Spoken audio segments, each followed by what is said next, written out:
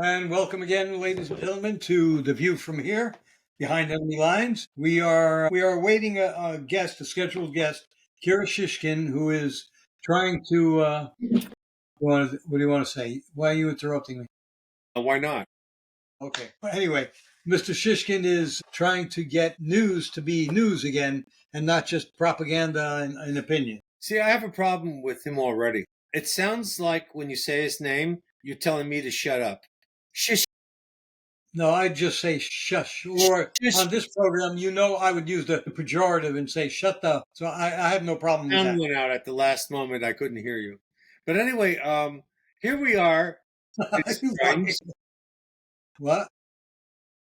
No, when you say that, ladies and gents, you're supposed to do it that way. The Groucho way with the cigar. Well, it's so antiquated. I doubt if I anybody. wonder if Matt knows that. Matt is our Gen Z fan. I wonder if he knows that reference to Groucho.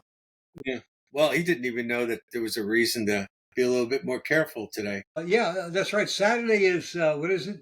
The No King's Day. kings, yeah. In other words, yeah, no kings. In other words, it means organized riots across the country. I find it hard to believe that they would know what a king is since they don't know what a male or a female is. How would they be able to distinguish a king? Yeah, well, I guess the king is either or. The king is androgynous, They be king. and yeah, the king. And what was it? 2000. Um, what was it? 2000 um, National Guard and 900 Marines. Not to But they have not engaged. They have not engaged. They are guarding federal buildings, but they have not engaged the rioters. The police of Los Angeles have engaged the riot, and the rioters have caused in this peaceful protest $100 million. yeah. Well, here's the thing: they did engage them. They surrounded them and they arrested many of them. No, the police did that, I think, on their own. Well, yeah, the reason why the police were able to do it was because their backs were covered. Yeah, true. But President Trump is doing it correctly. He's not having the National Guard or the Marines engage them directly. If they attack federal buildings, they are going to get a big lesson in humility and pain. Well, it makes sense that he's behaving this way since, according to ABC, NBC, and CBS, he's the one who's responsible for the riots in the first place. Oh yeah, sure. Yeah, Yeah. he because he insisted on following the laws that were on the books and arresting felons, illegals in our country, especially those that have a long criminal history. And also following his constitutional mandate, which is to protect the country. Absolutely. Yeah, the whole purpose of the federal government is to protect the country from exterior threats, right? And also to basically manage conflicts between states. So the thing is that he's doing his job. He asked Governor Newsom to do exactly what he did first. He even has the proof of the texting and so forth that was done, the phone call. Yeah, Newsom tried to claim he didn't, he never called. And then Trump showed a 12-minute conversation or a 16-minute conversation. It's not really Newsom's fault because he's lied so much. He never thought anybody would actually have evidence that he's lying. Oh, no, he lies, and he knows that the people on the left will believe him no matter what. Well, the thing is, they won't even question it to the point where there's even an issue of belief. What do you say? Yeah, okay, fine. They just reiterate whatever. The thing is that the problem isn't that. See, the reason why people are so gullible is because if they're going to the mainstream news, they go to ABC, NBC, CBS, and Yeah. guess what? They reflect each other's lies.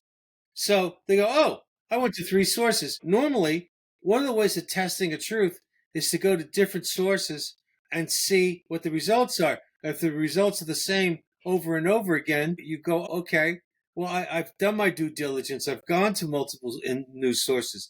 But the thing is, it's 3 heads but one body, and that's the problem. Not just three, it's more because you forgot MSNBC, CNN, and other outlets like that. But Swine the problem is they for all say the same thing. They all say almost the exact same thing, in fact, because they are being given their talking points by some central location. And you will have a station out in California, a station out in, say, Arizona, another station in Chicago, one in Florida, one in North Carolina, all unrelated stations, except they're on the network, okay, or on different networks, or some of them even independent, but they all have the exact same talking points because they are told this is what you have to say. right. When it comes to national news or any kind of critical news that is important to the beast, then yes, this is what you're going to have to say. When it comes to local news, they're probably okay. As I was saying before we came on air, Fox News used to be accused of being biased on the right and so on and so forth. They didn't care that CNN, MSNBC, that 99% of the media was biased towards the left. They were upset that there was that little 1% that was on the right. But Fox News, before Paul Ryan, that rhino piece of crap, took over and went into the board of directors, and before Rupert Murdoch gave the company to his sons, who were both educated in England and therefore are English. they're lost libtards. Okay, they have been bringing Fox to the left. However, prior to that, Fox News, the news was the news. They would give you the facts. Then they would give you opinions, but they would say these are opinion. They would let you know that you're hearing an opinion, not necessarily a fact. I think anybody who just presumes that a news source is correct is going to be disappointed at some point. I think questioning a news source is important. And in the past, I think what was there was a lot of there was plenty of skullduggery going around, but it was not as coordinated as it is now with the multiple platforms all singing in harmony. So it's a chorus now instead of a guy on the corner singing by himself. And that's one of the things that Shiskin is trying to address is to basically to have artificial and human sources digest raw news and put it in a format that you can go ahead and review yourself and come up with your own conclusions. In Right. truth, that doesn't always work either because sometimes I need some sort of direction because I don't understand the meaning of the news bits that I'm getting. Well, yeah, but this has led, unfortunately, to most people just listening to the opinions that are being given to them by these talking heads on TV and on radio or whatever, rather than thinking about it and saying, I don't think he's right, or I do agree with him, or whatever. No, they just accept it as fact, or have been accepting it as fact for a long time. Pardon me a moment. I forgot to turn my air conditioning on. I closed the windows a while ago, but it's starting to get stuffy here. I'll be back in a second. To talk. Keep talking. Keep talking. The thing is that I have been surprised by President Trump. He suggested a number of things that initially were so strange and unexpected that I didn't know what to think of them. And the only reason why I didn't just shoot them down, because my inclination was to shoot them down, was that President Trump said them. And I have so much respect for him that I will not automatically discount whatever he suggests simply because, Right. it doesn't feel right to me. So I'll give you an example. Gulf of Mexico. I thought that was ridiculous. But the thing is that when I started thinking about it, I said, well, why is it the Gulf of Mexico? I mean, there's North America, South America. It's really the Gulf of the Americas, both Americas, not just America. But America kind of says it, and Greenland seemed like a good idea. I never would have thought of it, but he did. So he's come up with some things like he brought up the Panama Canal. I wasn't aware that that the Chinese were commanding it. I am aware of its importance. I didn't So, know either. Was that anything? Okay, I thought somebody may have come in. I heard something, but I don't know what that was. That might have been, just I sent something. I've sent out two emails. One to his coordinator who contacted us originally, and now another one to Maybe he's talking to his AI. Kyle Shishkin. I think he's talking to his AI to see if we actually exist. So what do you think? Do you think I should actually go on today? AI number one? I do not know. These people are very low profile. They do not have a large audience. Number two, what do you think? Well, why not? It's not like you don't have the time. Number three, what do you think? Go kiss my ass. You never ask me any questions. You're not going to get a goddamn answer.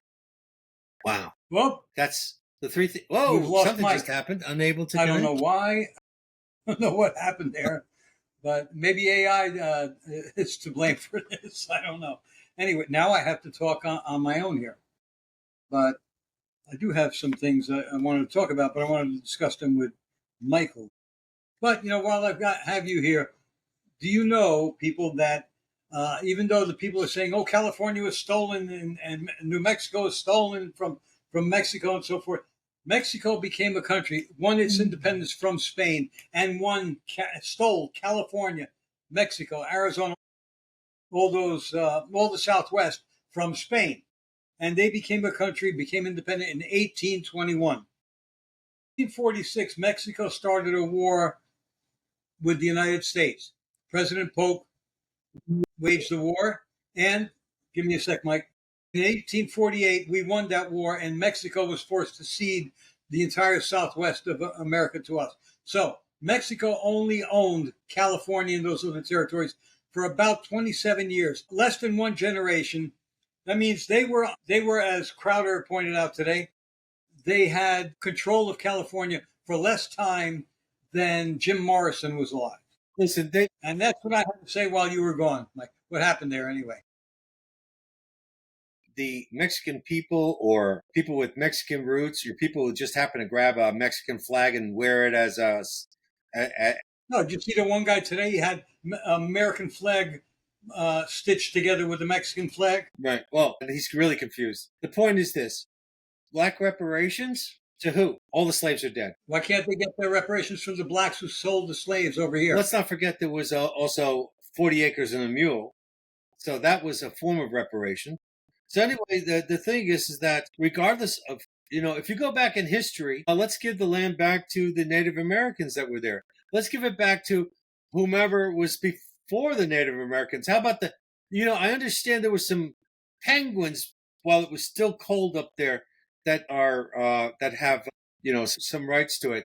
Every country on earth today belongs to the people it belongs to because they conquered the people who were there before them. Every single country. Okay?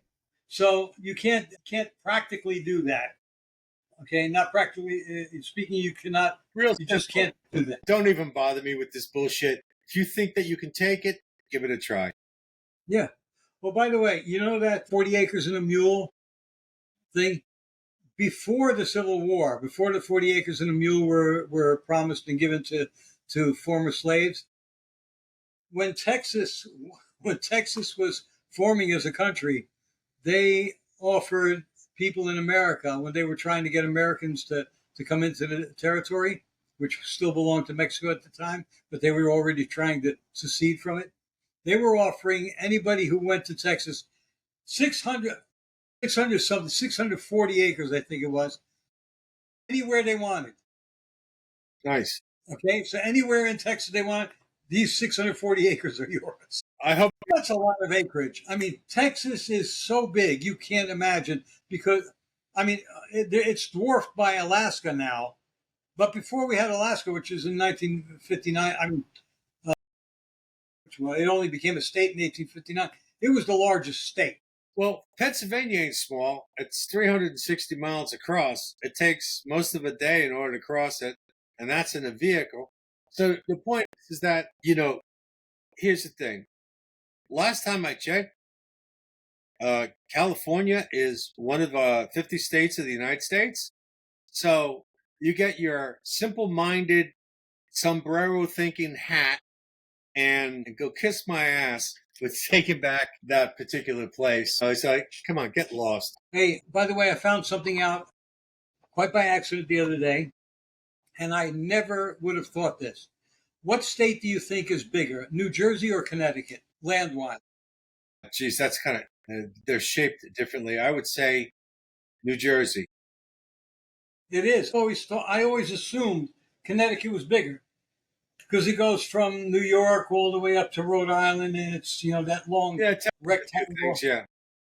But I never thought of it that New Jersey actually, from north to south, is probably wider. It's like asking the question, which midget is taller? I don't care. It's like Rhode Island has got no right being a state. The thing is that they should just that they should take. Let's give Rhode Island to the Mexicans. Well, they're already very far left over there anyway. Yeah, they are. I was up in Providence not too long ago. Nice looking town, beautiful buildings and all, but you can't park anywhere. You think New York City's bad, and it is. Providence is just as bad. I'd forgotten why I hated driving through Providence years ago, because I used to occasionally make deliveries from my father's import business, go from Newark up to Massachusetts, and I'd forgotten why I hated going through Providence every time I had to go up there. Okay, and it's just a mess, the traffic. It looks like New York City at 3:00 in the afternoon. My one of my sons lives in Rhode Island. He lives outside of Providence. And you want to hand them over to the Mexicans? What's the matter with you? It's like they're not going to make it that far. First of all, it's a long walk to go from Mexico. Wait, they're in Chicago. They're in Minnesota. They're all over. Yeah, but they didn't make it to Rhode Island. They can't. First of all, it's like it's like. No, I saw some in Rhode Island. Not too many, though. To tell you the truth. Well, the thing is that I personally don't have a problem with the Mexican people. No, not if they're here legally. But the thing is that these people are simply agitators, and all they are is exploiters. They're trying to take advantage of what used to be the Biden regime's rollover philosophy, which is give people whatever they want, just shut them the hell up. And of course, trying to increase the count in the country, in the state, so this way they can go ahead and get more electoral votes. So, let's get them the hell out of here. And the more of these illegal that we get out of this country, the less often we'll have to hear their stupid tongue wagging. I've lost my patience with these people. They don't deserve any consideration. I saw one woman wearing a mask. All right. And she was holding a Venezuelan flag. And she was upset that this country, Venezuela, is under attack. Under attack how? The guy asked. And she goes, they're sending him back to Venezuela. They're deporting. Yeah. How are you attacking Venezuela? Yeah. Anyway, and this woman, she had this mask on, and the guy in Crowder's studio asked, "Does she look as hot?" She looked hot, long hair and all. And he said, "Is she really hot behind that mask?" Because I guess she moved the mask a bit. And he said, "No." And it reminded me that during the COVID bullshit shutdown, when I started at Amazon, there were some people there who looked pretty good. There was one woman there in particular. Everybody thought she was hot. Then one day, one of the guys said, "I saw her at lunchtime eating without her mask." Some people need a mask. And I saw her later on after we were unmasked. And I was like, yeah, she has to be masked. If she's masked, she'll be able to get a billionaire to go after her. Without the mask, she'd be lucky if a bum on the street approached her. Okay? That's how ugly her bottom, the bottom of her, I don't know. I can't describe it. First of all, there were a lot of people. It turns out there were a lot of people there, maybe including me too. I don't know, who looked better with a mask on than without. Well, no, I think I look better without the mask. They should make with a mask. I look more like Bane. That's what they should do. What should they do? Make wearing masks illegal in certain locations. Yeah, why are they wearing masks? And then they're complaining that the ICE agents are wearing masks. That's because you fucking people are trying to dox them so that we find out who they are, where they live, and you can go after their families. These people are not afraid to go after President Trump and try and kill him. Why wouldn't they go and try and kill an ICE agent? Okay, or his family? Because these people are basically cowards. That they would dance in the street like that insurance man that was shot in the back of the head by that piece of shit. Yeah, yeah, and that Mangione, or whatever his name is, he's considered a hero. He's had women giving him marriage proposals. I hope he's had marriage proposals from Bubba down the block. Well, all I know is that I hope the same thing happens to him. Yeah, well, hey, eventually, who was the guy who used to eat gay lovers after he seduced Dahmer? Dahmer, yeah. I mean, he eventually got stabbed, what was it, 30 times? Not enough times. Enough to take his life. Well, I don't know, maybe he nibbled on. For sure. But I'm keeping an eye out on my emails to see if Kira emails us. And now, you know what I'm thinking? I wonder where he is. Maybe he was told 2 o'clock, but I set it for 2 o'clock Eastern time. I wonder if he's somewhere else and he'll show up at 3 o'clock. So we're just going to have to keep on talking. Right, which is, a mixed blessing. Let me get my notes of stuff I wanted to talk about. God, stay away from your goddamn notes. They always ruin the fucking show. Your notes don't sing. They don't. No, they're just things that are reminders. That's all they are. They're reminders. Wait a second. Hold on. What happened? I found something the other day. Oh, I thought your alarm was going off again. No. It will go off again, but not right now. Oh, you know what? By the way, this thing here with what's going on is actually an insurrection. Yes, it is. This is an actual insurrection. What's going to happen Saturday? Actual insurrection. You'll see. Yep. No kings. Okay. I mean, who is delivering all these bricks? The people delivering the bricks should be apprehended and threatened until they give up the people who are paying them to do that. Now, okay, go ahead. What do you got there? About 4 years ago, I wrote this. I joined an organization. They didn't believe in oaths, but I do. So I made it as a generic. So, the Oath Keepers? No, I was not a member of the Oath Keepers, although I could have qualified. No. This was your oath. I'm sorry. My oath. It's called Patriot's Oath. And here we go. So if you feel like you have to make some sort of dedication and you don't have one at your disposal, you might prefer to do this. And if you do decide that this is something you want to do, just rewind this video, start it from a reasonable point, and just simply... We're at 25 minutes and 57 seconds. Yeah. Here we go. I, and your name, in my case, Michael Savaggio, declare with full knowledge and devotion to be an agent of peace, a beacon for the righteous, and a vanquisher of corruption by assuming these duties: to defend the laws of the Constitution of the United States, to defend the well-being of our fellow citizens, to defend the spirit of the United States of America embraced in the Declaration of Independence. I open myself to rectitude, so injustice cannot prosper in my presence. I drink deeply from the well of courage by making fear my call to action. I make whole my heart by offering my blood for this sacred cause. I also swear to generously grant my strengths to the weak, the downtrodden, and the hopeless. I also swear to be a shield for the faithful. I also swear to be ever vigilant and deliver the besieged, as well as bind the wicked. I will hold this oath until my duties are fulfilled or I am honorably laid on the altar of freedom. I wrote... I like it all except for one part. That's where you say you want to open your rectum. Other than that, Why would you rather me open yours? It's No, it's a good oath.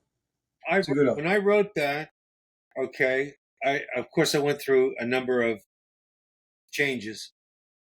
But by the time I was done, Are you a they them now? yeah, by the time I was done, I realized that I couldn't shake it. That it had burned into me because I'd gone through it so many times that I couldn't forget it. So, one of the things about, taking this oath is that the first part, if you look at it carefully, the first part is, what you are basically declaring. You're declaring essentially to defend the Constitution, the Declaration, and your fellow citizens. Constitution being the body of the country, Declaration being the spirit. Then you're going to need tools. And the second part is the tools. Rectitude. That means the perfecting of one's mind, one's clarity. That's how I understand it. And the more you invest in yourself in this regard, the harder it is for you to be illusioned by lies. And one way to expand your courage is by using fear as a motivator to act, which has been something I've been doing a lot of lately. And understanding that once you step into this, that you may not survive the process. And you take that knowledge, and what do you do with these skills and abilities? Well, first of all, you become of service. There's a Taoist teaching that the greater the ocean, the great oceans are great because they are lower than other waters. In other words, greatness is of service. It is lower than. It puts other things above them. That's metaphorically speaking. Goes like what Jesus said, where the lowest shall be first, and so forth. There you go. Along those lines. Another thing that you do is you one of the other tasks that you're going to be performing is basically protecting those people who are at the spearhead, that are, to be their shield, to stand for those people who have the faith in the things that we're pursuing. They might need support. Also, to be vigilant. You cannot afford to rest during these times unless, you have to build up your strength, of course. And that vigilance allows you to free those people that are trapped and incarcerate or bind those individuals that are caustic and in opposition to us. And of course, the last is that it's not over until we are successful or we die. And dying honorably, death is not something I pursue, but I'd rather die an honorable death than another. Yeah, I don't want to die so early and everything either. If I had to choose, I would rather die fighting for freedom for me and my descendants than to die of old age as a slave. Oh, absolutely. I had a fiance that actually, when I said there's a classic saying, I forget exactly who said it. I think it was Benjamin Franklin. He may have said it, and that is that Those who if those who surrender their liberty for safety deserve neither, something like that. yeah deserve neither or will have neither. Yes, well, that's true, because once you surrender yourself to a tyrant, then you're at their mercy. And once you're at their mercy, they have no reason to pacify you or no reason to satisfy any of your desires because they own you now. This is why we're a burr in the saddle of the globalists, because two things: the First Amendment and the Second Amendment, where we can say whatever we are supposedly free to say what we think, what we believe, and the government is not supposed to persecute us for that. Although under Obama and then under Biden, the government did just that. They weaponized the IRS, they weaponized the DOJ, they weaponized everything. Obama even weaponized the Department of Agriculture, arming the agents of the Agriculture Department, arming basically every agency of the federal government. But what? There's a bunch of Chinese agents that brought in some bacteria or whatever agents recently. Yeah, that would actually have destroyed a large portion of our agriculture. Yes. And those people should, I mean, I hope those things get destroyed as soon as the trial is over. They need it for the trial, but I hope they get destroyed because we can't have that around. Look what happened with the COVID. Well, here's the thing. These people that came in, first of all, we need to get them to admit who gave them that stuff and what their orders were. And I don't care if it takes torture. Okay, I'll be more than happy to go ahead and volunteer if that's the case. I'll be like in Michael Madsen in Reservoir Dogs. I'll be dancing while I'm cutting that. With the razor blade, Oh my God, that is such a creepy, straight razor, I mean. fantastic Reservoir Dogs. Every time I hear that song, that scene pops right into my head. They Stuck in the middle with you. Stuck in. Hey, hello? Do you hear me? Can you hear me?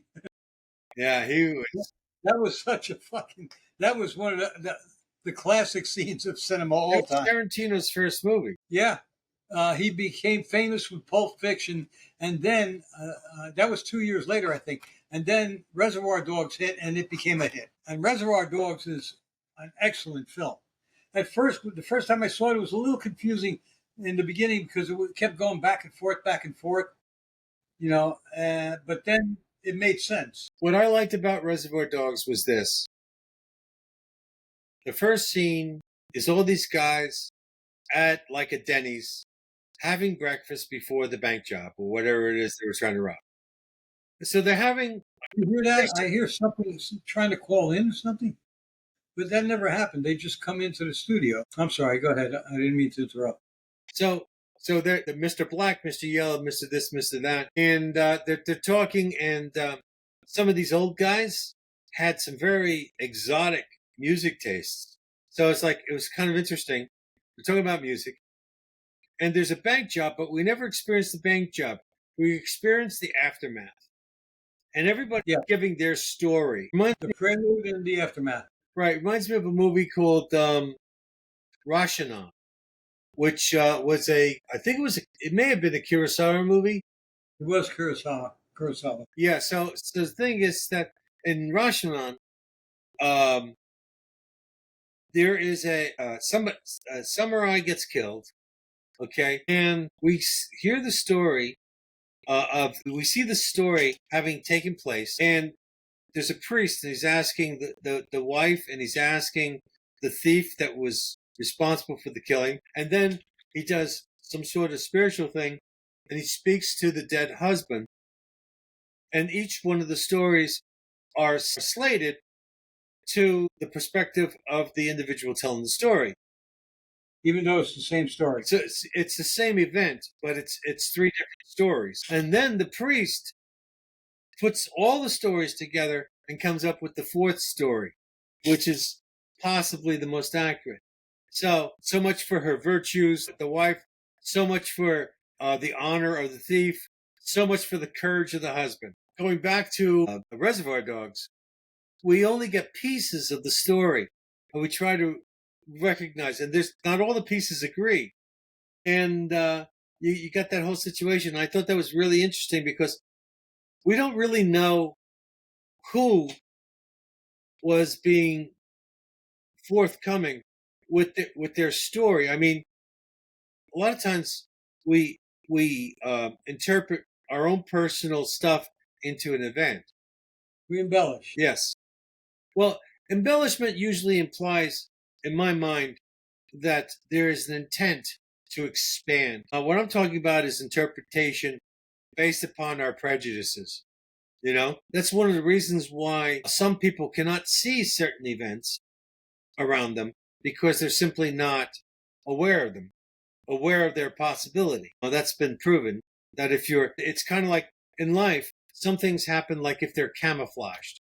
Other people who are aware of that possibility or happen to have a different view at the time see it, but the people that are not privy to that awareness simply don't see it. The classic story is when the ships came from Spain to basically conquer South America, the Native Americans could not see the ships because it was there was no organization in their mind that could constitute that ship as a thing. So what happened was is the shaman of the tribe knew something was going on, and he looked and he saw the displacement of water. And once he saw the displacement of water, he knew something was displacing it. And that's when the ships came into his awareness. And after that, he described the ships to his people, and then they were able to see it. Wait, how did he see the displacement of water out in the ocean? A ship can displace. I mean, the Titanic could displace a lot of water, but you're not going to be able to tell from the level of the water coming into the bay. There was a how many ships. I mean, it had to be a small bay then, and how many ships were there? I'm just relaying the story that they came in to a waterway, and there was an agitation. People knew something was going on, but they didn't know what it was, and they needed the shaman in order to basically come up with a pattern in their thinking. There's also stories that on one island there were monkeys, and they were two different groups on two different islands, and they had people observing on both islands, not for this phenomena, but happened to be just two different groups looking at the two different islands of monkeys. And on one island, one of the monkeys discovered a different way of breaking the coconuts to get to the meat that had not been done by the other monkeys. Now, the other monkeys saw what he did, duplicated it. But the monkeys on the other island weren't there to see it. In a very short period of time, all of a sudden, it was observed on the other island that one of the monkeys used the same method, a method that had not been disclosed previously. He randomly discovered it. No. The spiritual argument is that there is a connection between all similar species, and that that there is communication amongst us. And along with Edgar Casey's teachings, this is shamanic teaching. This goes before any Western teaching. The idea is that there is an archetypal consciousness that we all share, and human beings and so forth like that. Jung believed in that too. When there's a quantum shift in the consciousness, it starts touching everybody who's sensitive to it. Universal mind. Yes, I personally believe there is only one consciousness. Like everybody talks about you have a soul. My idea of a soul is not an independent conscious agent. My idea of a soul is simply a distinction within the greater consciousness. Every soul is plugged in to that consciousness. In truth, there is no delineation between us and them except the fabrication of identity. It's like but the identity is merely if you have merely the shell that the soul is animated. Well, if you have apple pie and you take a piece of the apple pie, once you break it away, is it still apple pie, or is it becomes its own entity? So the point is this. Apple pie.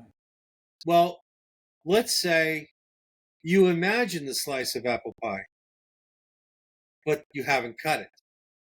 Is it now a slice of apple pie? You haven't cut it.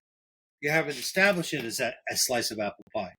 So my suggestion is that in the super consciousness, distinction is not separation. So we're never separate from the God mind. We're always part of it. Right. It's just that we don't know, we don't realize our consciousness, our human consciousness is not connected to the great consciousness. No, I'm sorry. It is. It's not. Well, it's not connected in a way that our earthly brains know of it. In most cases, there are some people who may be enlightened and know, but most of us are unaware of that connection. You don't have to be. You know what I'm saying? Have to be aware of the engineering in your car to drive it. So the thing is that. But you're not aware that there is something behind it. You have a vague idea there's something driving this, but you don't know what, and you don't even think about Yeah, it in most cases. but here's the thing: with sufficient faith, it doesn't matter.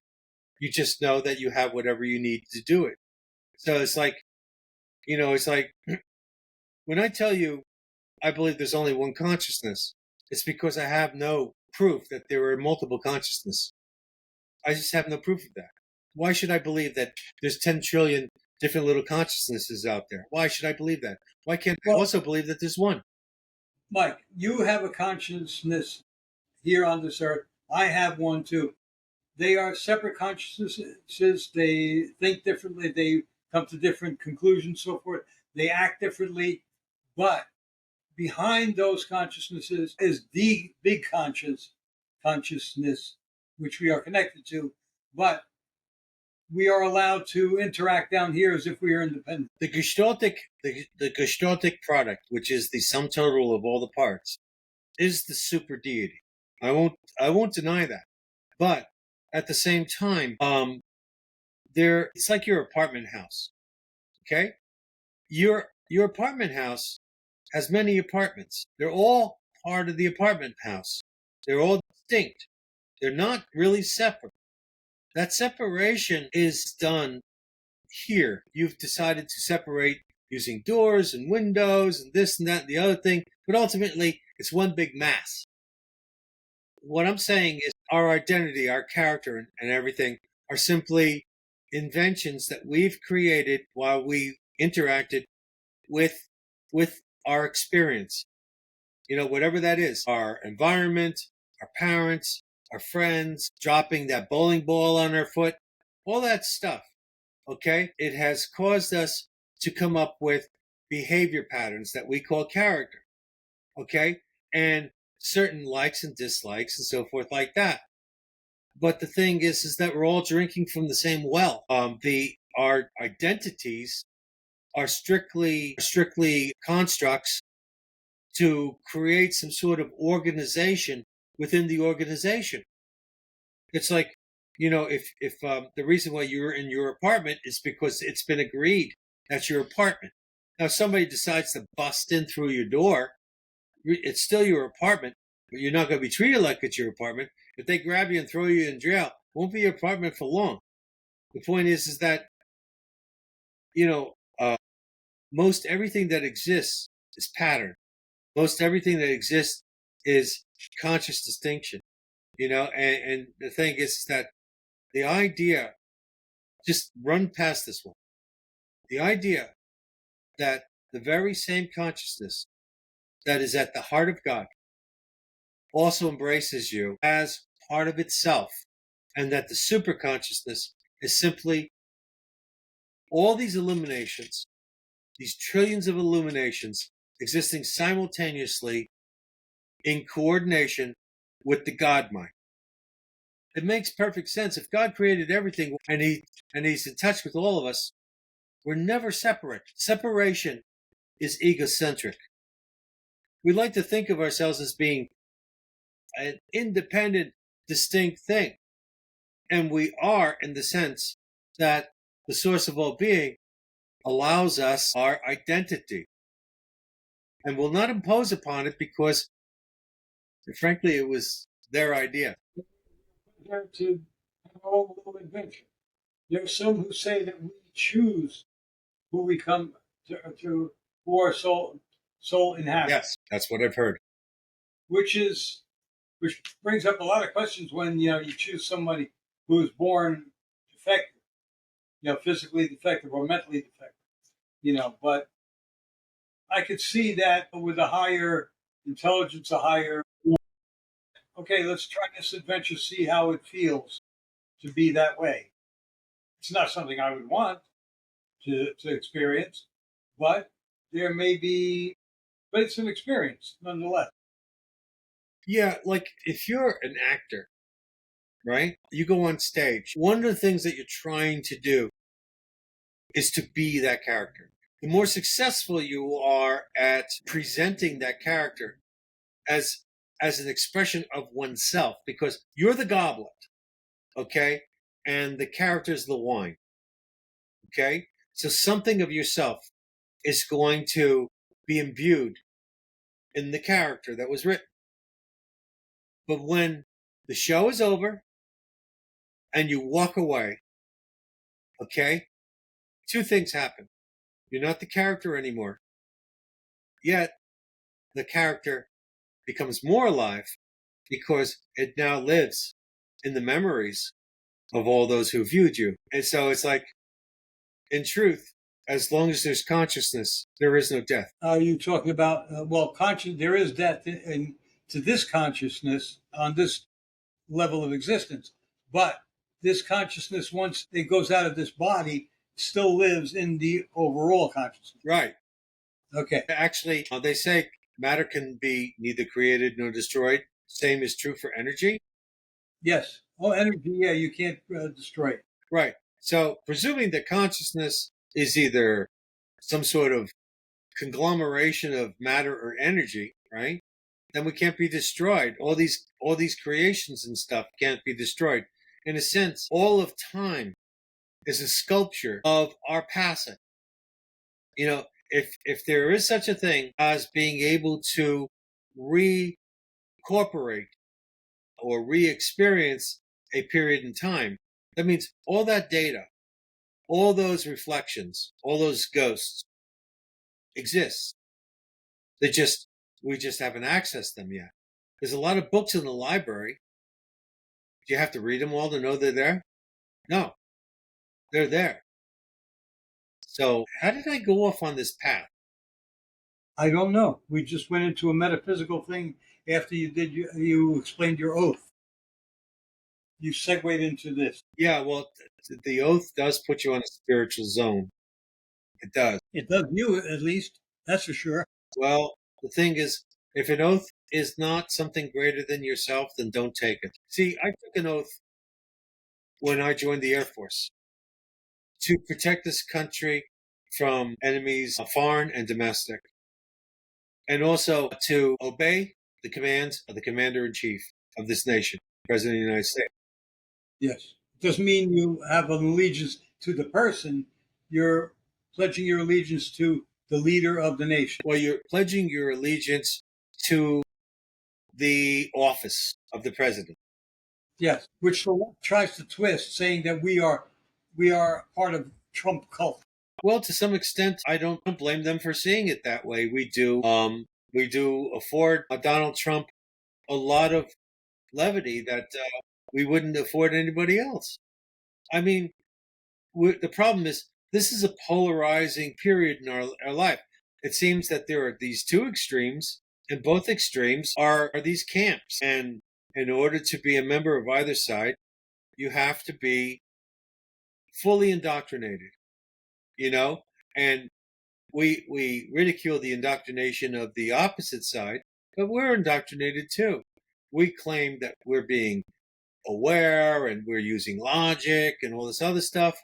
And, they're saying the same thing.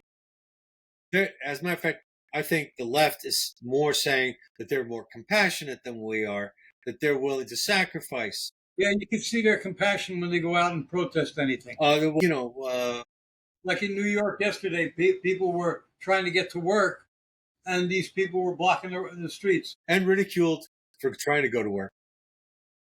Yeah. Because there was these two creeps. Ridiculed by people who had nothing to do because they don't work, so they were out on the streets. That's true.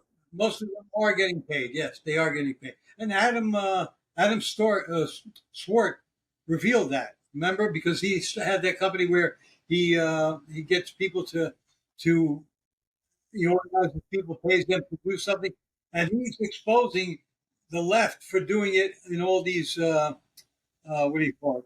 All these protests. Yeah, we think that there are so many people that are for this idea, and it's only a select few, and they're paying these other people to make believe that they believe in the same thing. Well, and the press runs, the media runs. I think your and my biggest problem is not that Soros pays for these people to show up.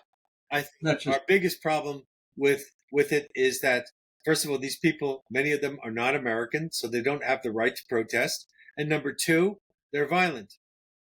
Yes. It's not a protest. The protest. The violent part Right. is the number one bad thing. See, you could have a violent protest. That's called a riot. Or you could have a protest.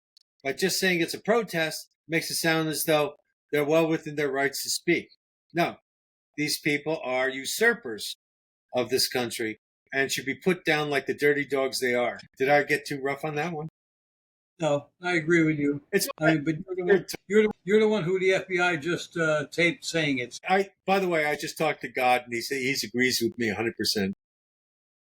He says I'm going to be okay. The Lord says I'm going to be okay, but you're fucked. That's right. Yeah, that was a great line. Braveheart. That was a great scene. That was a great scene. Yeah, Well, that's in, one scene from a film with a lot of great scenes. well, the scene where he throws his son's lover out the window. Oh, yes. Well, tell me, what do you think about it? Man, and Patrick McGowan, man, he was Yeah, he was a great actor, man. I mean, he was believable in every role he played. yeah, he's a Brit. Brits are good. Well, not just Brits. I mean, come on. 1 second. Marlon Brando. What's his name? Brad Pitt. We have a lot of great American actors. Al Pacino. You know, we have a lot of great actors. Here, I'm going to give you my best. I'm going to give you my best Al Pacino expression. Here you go. Impression. Wah! No, you sounded like you were going to throw up. Sounds like a Brad. Not so great to be a Brad man today, is it? It's like, oh my God, he tore those people apart. Yeah, that was a strange little movie. Yeah. I'm not always big on Pacino. I mean, there's some of his. Yeah, there have been some that he was all right in, but he was always a good actor in whatever he did anyway. You know who I'm most disappointed with is De Niro. He's turned into such a granny. Oh, you know what? We should have Dr. Carol Lieberman on again and just talk about Robert De Niro. I'm going to propose that. I'm going to talk to her publicist, see if she wants to do that. Well, actually, we could suggest to her that she use him as a test case. Did you see that podcast I sent you where Dr. Carol appeared with this other guy? I mean, that's not. I sent you the link. I sent you the link yesterday. Check your emails later. The last few days, I watched some interesting films. I saw I think I told you I saw The Alamo, the one with, oh my God. Dennis Quaid. Yeah, with Dennis Quaid as Travis. As the first one is a little bit too much Hollywood. Yeah, but it wasn't as bad as I thought. If you like that one, you should see The State of Jones. State of Jones? True story about a Southerner. I believe he was he in Louisiana? Essentially, he was State of Jones. Yeah, he basically, I believe, went against the Confederates with a black army. Okay.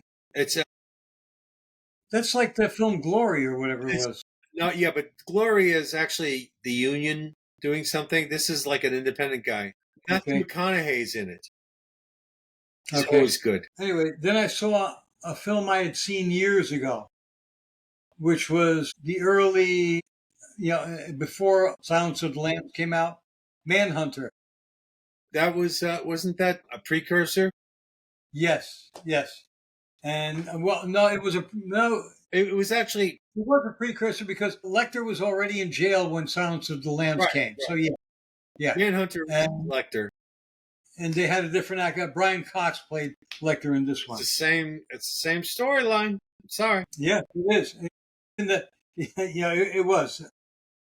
And then last night I watched. It was entertaining. It was good. In some spot, The Accountant 2. I liked The Accountant, the original one. I didn't see it. With oh my God, what's Ben Affleck. He did The Accountant. He did it in 2016. So it's been 9 years since he did that. And now The Accountant 2 comes out. Okay. Where he has the adventure with his brother. And it was pretty good. I like it. Okay. I've seen a few things lately. I picked up a movie from the library today, which I didn't even know existed, called Saturday Night Live. I guess it's the story of Saturday Night Live. You know how it came about. My brother sent me a link. I haven't opened it yet. To something about Saturday Night Live 50th anniversary thing. I don't watch the show anymore. Oh, I haven't watched the show in years. My God, I stopped. I stopped watching it regularly after the not ready for primetime players were gone. After Belushi, Chevy Chase, well, he was only there a year, but Chevy Chase, what's his name? The other guy, Dan Aykroyd, Lorraine Newman, I liked her a lot. What's her name? Who died? Rosanna Dan. What was her name? She played several characters. Gotcha. You know who I'm talking about, right? I know who you're talking about. Gene Wilder's wife. Anyway, after that group left, and I still watched it when Gilda for a while. Radner. What? Gilda Radner. Radner, yes. And Jane Curtin. Jane, you insufferable slut. I love that. And what made it real was they actually hated each other. Her and friend Dan Aykroyd. They didn't like each other. At least at that time. Anyway, after that, I kept watching it, but not as much. I watched it with Eddie Murphy. I liked it when Bill Murray came on and when the guy who died last year, Norm Macdonald. Oh, by the way, when they were on, it was and Dennis. Here's an interesting point. Dennis Miller. Los Angeles had the riots, okay, and may still be having them at the moment. Bryan Adams died 2 days ago, and it was mentioned on one of the news networks. Maybe that's not an accident. Maybe he couldn't take the bullshit and he left. Bryan Adams? The Beach Boys? Oh, the head of the Beach Boys, the founder. Oh, he was the genius behind the songs. That's why they were showing. So I saw them showing him at the end of some show, showing the Beach Boys singing, and they had a close up of him singing. That's why they put it on. I didn't have the sound on. I was on the phone with someone. Yeah, but it seems kind of interesting that he was very tortured, unfortunately. Yes. Well, that's the problem. Sometimes very talented. The voices that that give us the muse are also the voices that drive us crazy. Yeah, their album Pet Sounds came out about the same time as Sgt. Pepper's Lonely Hearts Club Band, and Sgt. Pepper is considered by many people, not by everyone, but by many people, to be the greatest album, period, of all time. However, if that had not come out then, Pet Sounds may have taken that thing. And Pet Sounds is not as well known as Sgt. Pepper. Listen, I love Sgt. Pepper's Lonely Hearts. Oh, yeah. But the idea of singling out one particular audio and saying it's the greatest of all time, first of all, you arrogant. The conjunction of all the songs. Whoever suggested that, may you rot in the hell of small mouths, so that you cannot drink any water, and you'll be parched forever. It's wait a minute. 8 arrested after rioters throw rocks, fireworks at Seattle cops during anti-ICE riot at Federal Building. They go to the Federal. We're gonna have to have National Guard in Seattle soon to guard the federal buildings. Well, they probably already have federal marshals there. I saw one clip from yesterday where they are protesting outside a federal building, and they have a sign and they've written graffiti on the sign and "Kill Trump" and stuff like that. And the soldiers are over there, like waiting. They didn't go in, but they were making a lot of noise. Yeah, they're being impotent. That's their idea of success. An illegal immigrant is charged in Washington with assaulting officers after resisting arrest. Well, there you go. Have some fun. See, the problem with this group is they had 4 years of bedlam with permission, and with Trump in charge and letting loose many of the Republican states, like in Austin, the governor of Austin the governor of Texas clamped down on their bullshit really fast, went in there and took these clowns down so fast, ridiculous. What was this, in Austin recently? Yesterday, I believe. Good. Yeah, I heard there was problem. There were problems in Austin. Austin is another lost case. Nashville, Tennessee, is also going It's a, in the middle of country. it doesn't, What? because they're not going to be. See, it's kind of like California. You can say California is a lost cause, but the fact of the matter is, Trump will not allow California to fail. So because of that, he will step in, kick some booty. Now, the governor of Texas saw Trump, stand up and do his job in California, and he knows this is Yeah, he did the right thing. this is not Biden. We got the go ahead, baby. Yeah, he did some stuff that Biden countered, and then he countered Biden anyway. Now, Teachers Union President Randy Weingarten, who's a dictator over teachers and over teachers unions, she's holding a town hall for anti-Trump No Kings rallies and claims that the president is a dictator. This hypocritical cunt is calling Trump a dictator. how does she know that Trump's dick looks like an Idaho potato? How does she know that? Oh, here's another one. A former Spokane City Council president is arrested after organizing a protest to block ICE from leaving office with detainees. So Spokane, Washington's. I'll tell you, man, the cities in Washington are messed up. I have a friend who lives in Oregon, and he is, he's retired now, thank God, and he sold his business. But he graduated with me from high school, and he is so upset that Portland, which he used to love, he lived there for years, is a shithole now. I mean, he lives on the outskirts of Portland, a little further into the interior, thank God. But the city he loved to go into is just not safe anymore. I worked in New York City, around the Penn Station area Yeah, for many years, maybe 15, 20 years, taking care of the computer equipment there, etc., etc. I loved being in that location because I used to, during my lunch breaks, I would take a walk and I'd go to Chelsea and I'd go up the street.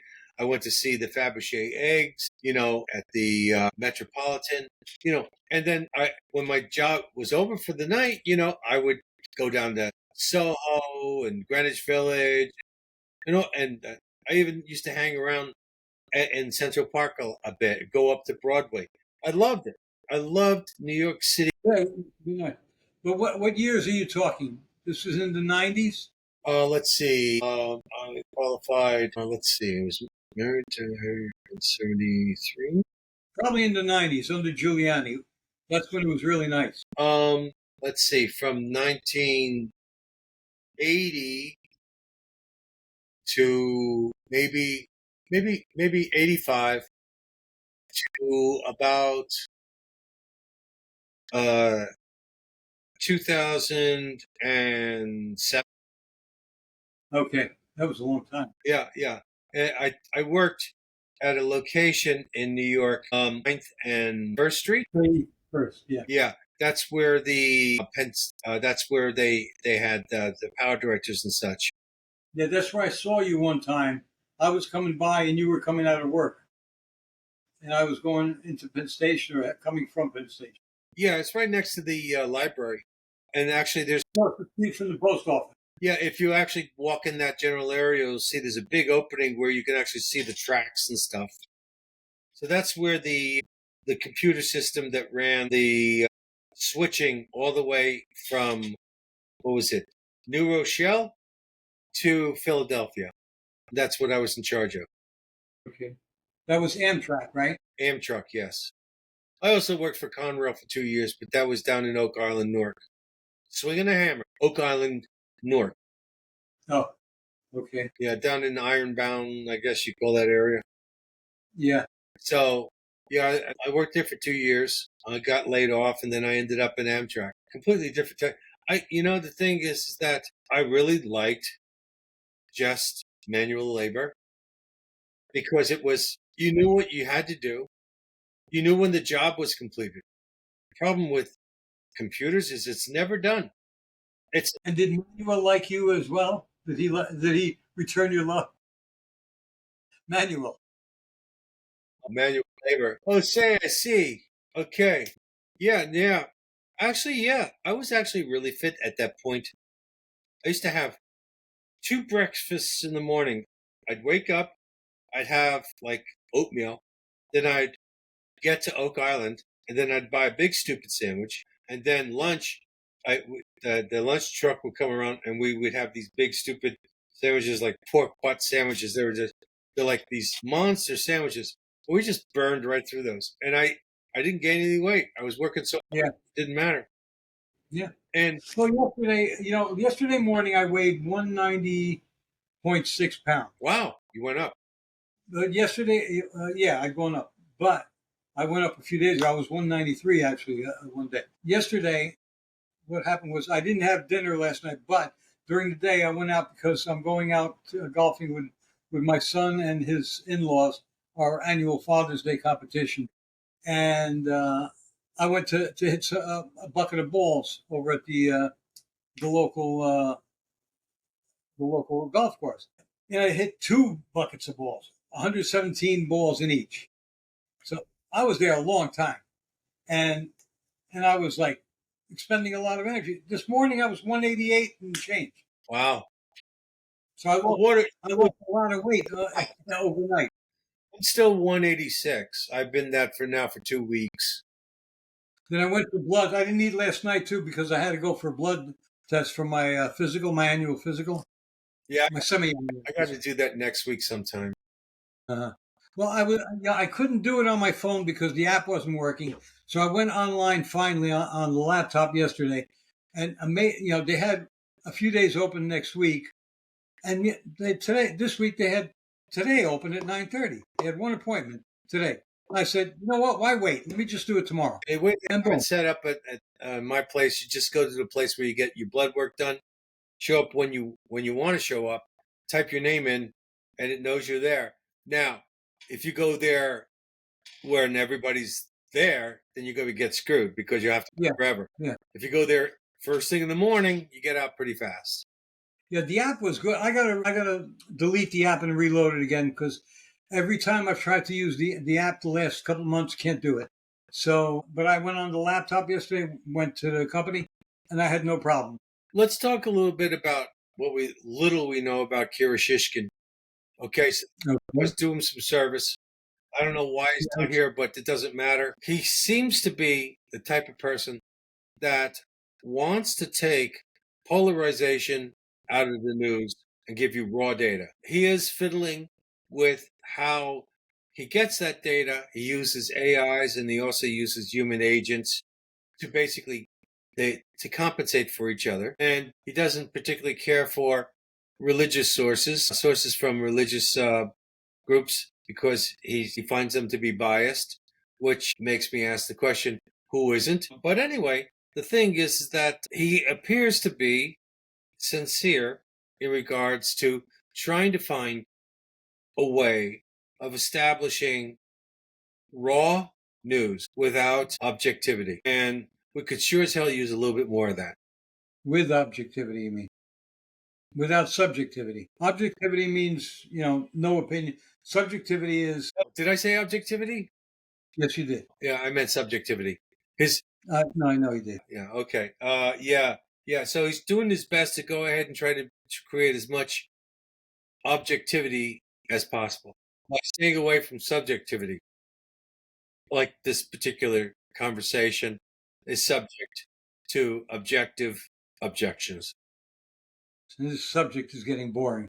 Well, considering the subject speaking, I understand that, and I'm not talking. Yeah, I know. Look at you. No, I got that before you could get me, man. I knew you were going to go there.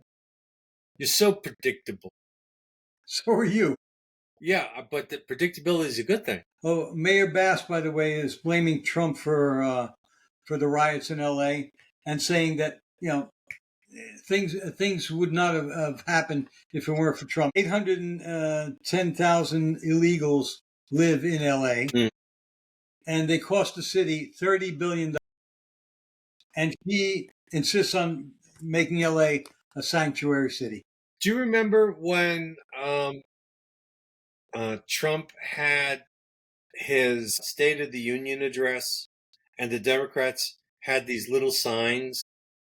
Oh, the stupid asses. Okay, so here's the thing. That mayor, why doesn't she just, instead of posting anything, just have a sign that just said Trump did it, and just Yeah, like Wile E. Coyote. yeah, and but the thing is, then she could go to Africa and leave it on her desk. So this way, basically, yes, we're going to get the same results. Well, she wasn't missed because she was in Africa when the fires went out.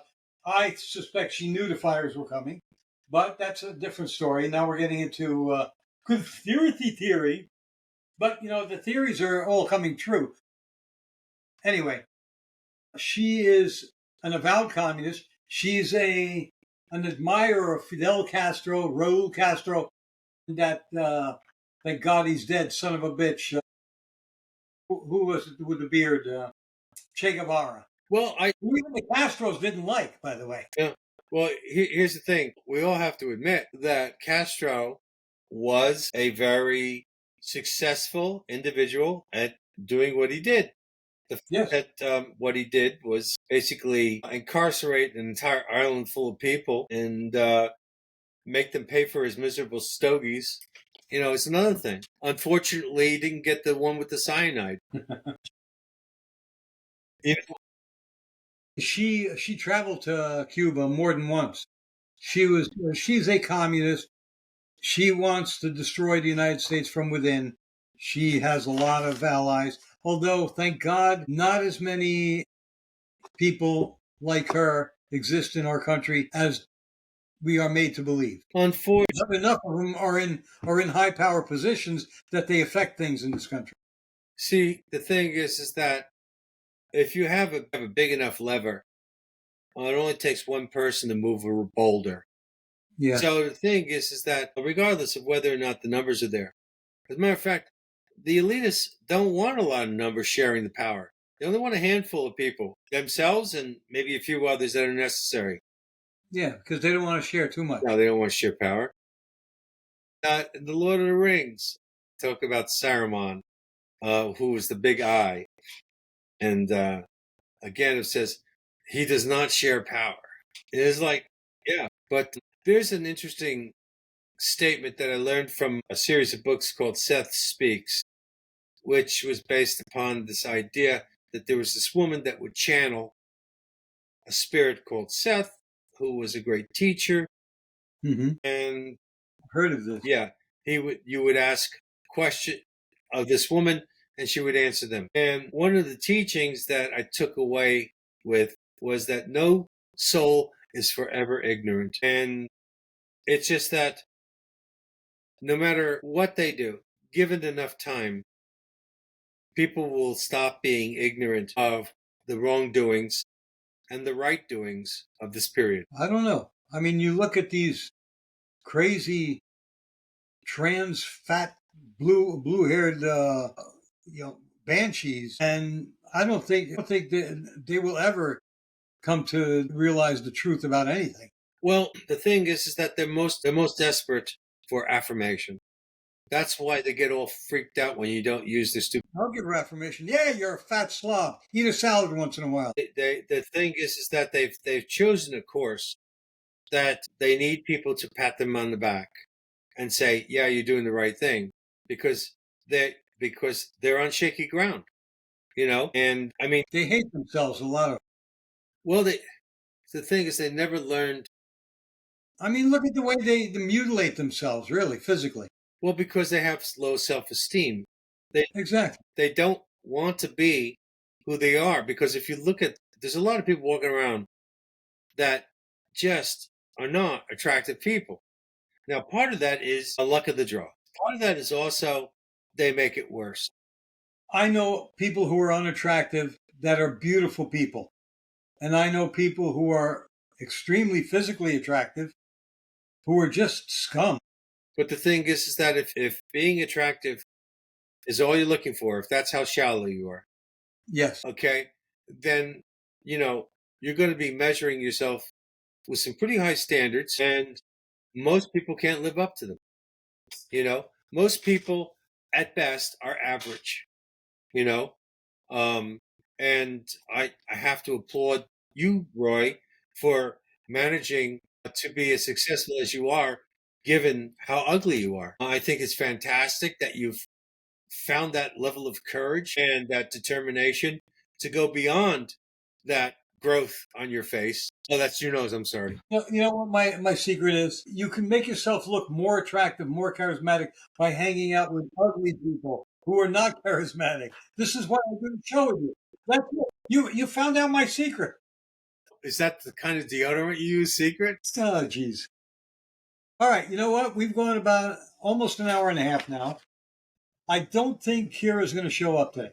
Right, but I might actually watch this because I would put it as a title: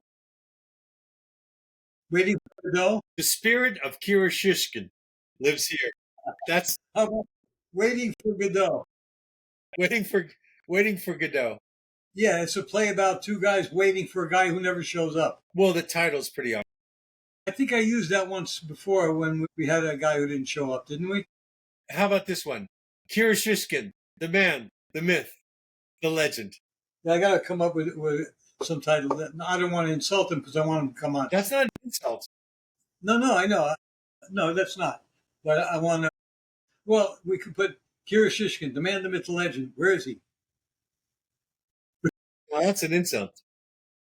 That's not an insult. It's just like, Yeah. Where'd he go? You're saying you're supposed to be here. I don't know what happened.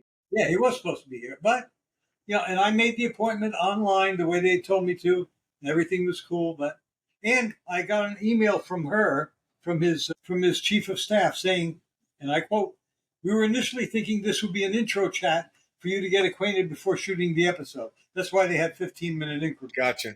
However, I've held the time on Kira's calendar should you decide to record them as well. Looking forward to hearing how it goes." Well, it hasn't gone. So anyway, I already. I'm going to channel him right now. Oh, no, don't do that. We want to get him on the show. Don't insult the man. No, I'm not insulting him. Besides, I think he's doing good work. I'd just like him to tell our viewers. He has something to say. Here it is. No comment. Well, that's subjective, and it's not. There you go. Biased. There you go. Well, there's probably something he would agree with. I don't know. Anyway, no, he'll probably tell us the truth about why he didn't come. Well, look at the pastor. We screwed up. Well, I screwed up, and the pastor didn't show. Then the next week, when I wanted him to come on, his appendix burst, so he couldn't come on that week. But he came in the following week, 2 days ago. Who else? Oh, we have the gnarly girls that are supposed to come on, but now they're up in Canada. They're busy up in Canada. They'll be here in July. We're going to talk to them, God willing, the second week of July. I think we should shut this down because we're rambling. Yes, we are. Have a good day, folks. Have a good rest of your week, and we will see you again next time on The View from Here, Behind Enemy Lines. And remember, no kings is bullshit. No what? No kings is bullshit. No kings is horse. Well, I'm not going to say anything I could get in trouble about. Just pay attention to what's going on. Head on a swivel. In the big cities. Be careful where you go if you're going into any big cities. Yep. Just be careful. Yep. Right? And learn how to use your accelerator. Learn how to use your accelerator. Yes. And if you carry. Yes, absolutely. Just stay away from those trouble spots. But be prepared to defend yourself if you have. If you do carry, do not look for trouble. Stay the hell away from where the problem is. Oh, yeah. Definitely walk away. Something happens, somebody starts catcalling you, whatever, turn around and walk away. I don't care if you got a Thompson submachine gun in your arms. Who told you? Get at it. Nothing. Just joking. I didn't hear it. All right. Good night. We're rambling even more than we were rambling a minute ago. Bye.